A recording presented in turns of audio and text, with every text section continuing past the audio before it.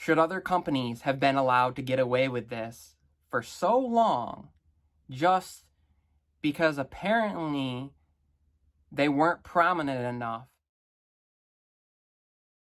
Hello and welcome to Michael Pepper Tech. Today we're going to talk about AirTags, SmartTags, trackers, and privacy concerns in general with those products, where I'm going to hit on some questions that I've seen out there, on some points of discussion. I'm going to respond to some things, and we're going to have a healthy discussion about issues with this, possible solutions, and we're going to discuss how this affects you, me, and if you want to add to this discussion, if you have any more questions or concerns or just comments after this video, don't forget the comment section down below where we can have a healthy, safe discussion about this. And also, if you like this type of topic, if you like these discussions, hit that thumbs up and don't forget to subscribe down below. So let's get into it right now.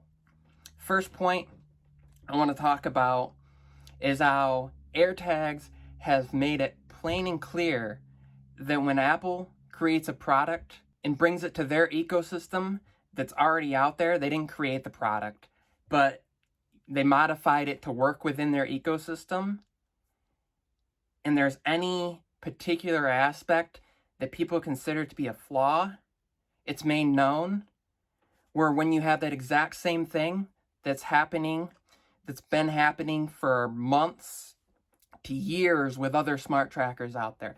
Now, we'll get into how Tile is a little bit different and how I think they're doing some things better, but also some issues with that. And we're going to talk about SmartThings. So let's talk about SmartThings first. Samsung SmartThings. They just had an event this last week where they announced the Samsung Galaxy Book Pro and Pro 360 and the Odyssey. And in that presentation, they talked about how there are 39 million people using SmartThings, which in perspective may not seem like much. That's about 25% of the number of iPhones that are out there in the United States that are actively using Find My. But here's the thing. Samsung SmartThings has been doing the same thing for years, and with their tags, it works in the same way. Yes, you have to opt in. Yes, it works great, but there's no pinging to let you know that one's around you that's unwanted. Even if you install the SmartThings app on an iPhone, yes, the functionality is great. Yes, you can hold up to one of these and it will give you information, which is better than the way, I guess, Apple's doing it. Although Apple's will also, if you have an Android phone through NFC, you can hold it up and it will give you contact information so you can return it to the person. You can deactivate it. But here's where both of them are flawed.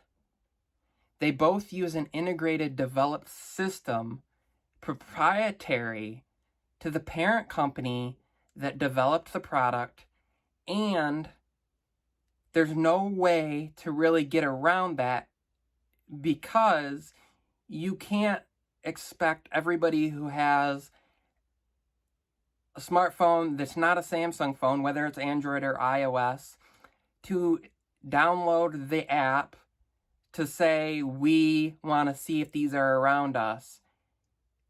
And Samsung would have to integrate that into their app to begin with. Now, where Tile kind of has it right is you have to have the Tile app on your device for it to work, for it to triangulate with other people's tiles, to be a part of that network, so that if I have a tile and it's around you and you have the app, it can show up, I can look at it, I can see that my tile is in a particular location. Now, the downside to that is that limits the network. And if there are other people around that have the app, but I don't, I can still be tracked, and it's still a problem. So is there a solution to this? Well, I guess there is, and part of it would be creating a protocol in which Bluetooth has to alert you when there is a device for tracking or a device that's constantly following you around that you didn't okay it to. Problem with that is, what if you have vehicles that are all headed in the same direction? Let's say you're driving from Michigan to Florida. Every time a car that has a Bluetooth stereo follows you for a few miles, you're going to get a pop-up that says, oh, this vehicle is, following you for. It's hard to distinguish because that information would have to be integrated and passed on. So the solution to this all is to understand, no matter where there's a flaw in a device, no matter where there's an option to use a system to track you, there are going to be people that take advantage of that, and you can't always protect yourself. One of the other points that people bring up is, well, Apple should allow you to opt in to be a part of the system that AirTags use to track and find them. So if you don't have an AirTag and you don't want your device to be able to be pinged off from to tell, Bob doesn't want Joe to know where his AirTags are by using Bob's devices to triangulate, and that you should have to opt in. You are, if you enabled Find My. So here's the thing. Years ago, probably 10 years ago now, I remember I was in college, 2013, and I just got a MacBook Air. It was used. When I signed in, it asked, do you want to enable Find My? And down below it said, we will use other iOS and macOS, or I think it was macOS X at the time, other Apple devices, can't remember the exact phrasing, to notify you where your device is if it's lost, if it's not, even if it's not on a Wi-Fi network. We will use those. And when you set up an iPhone or an iPad and you sign in to Find My, you are agreeing for your device to be able to be tracked by you, but the only way it can be tracked by you is for Apple's app to track it. And so in there, you are agreeing to be a part of this network, and it's been in front of you, and you can't expect, well, they came out with AirTags, so it should pop up a new agreement.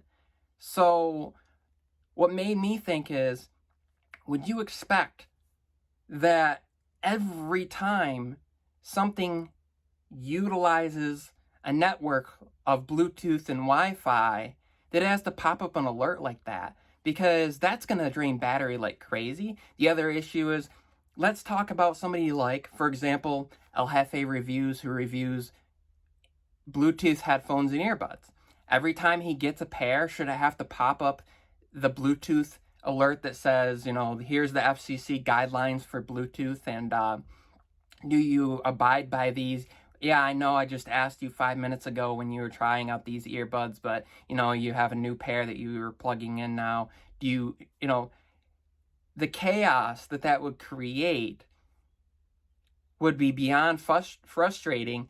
And I think instead what that would force companies to do is to integrate something into their device that, if you have headphones, that bypasses that, which would then violate FCC guidelines for passing on the name of the device, the MAC address, and all of that, so hey, this is not my device, or hey, this is the device that's trying to give access. Do you want to pair it?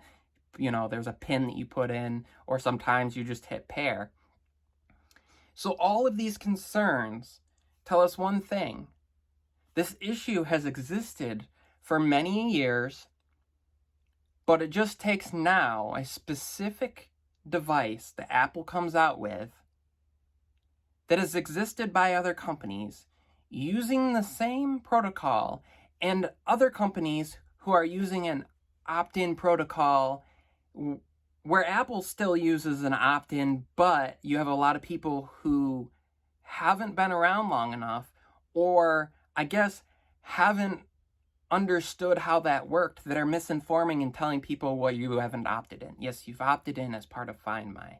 It's using the same system that you use to find your phone, to triangulate with other devices, like I mentioned before. Nothing new. It's just more of a problem because people decided to do something scummy with it and point out where that's a problem when any other device could do the same thing. So the one solution would be to turn off tracking. If you lose something, tough luck. You got to buy a new phone. You got to call it, hope somebody picks it up, hope it rings.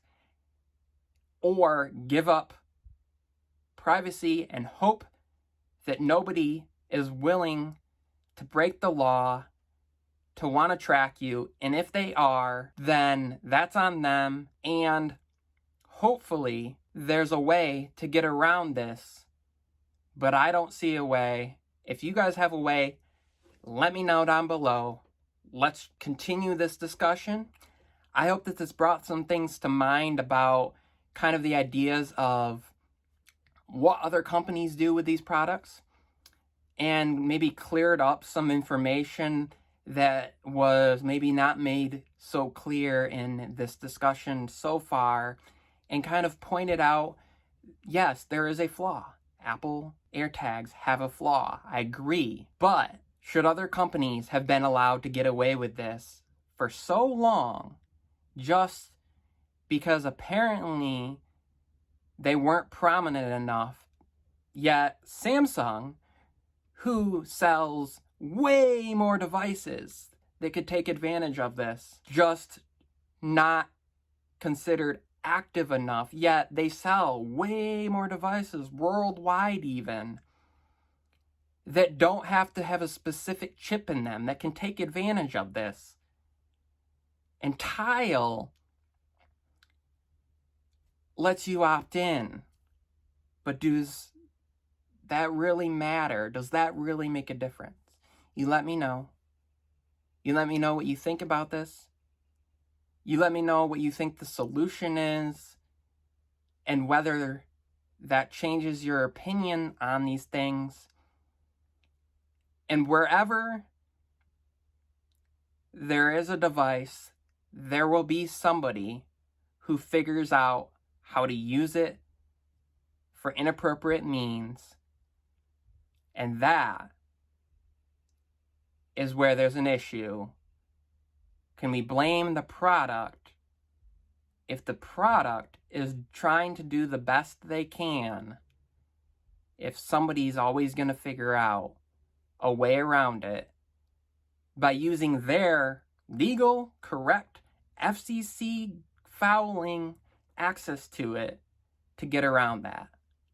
Thanks for watching. I'll see you in the next one.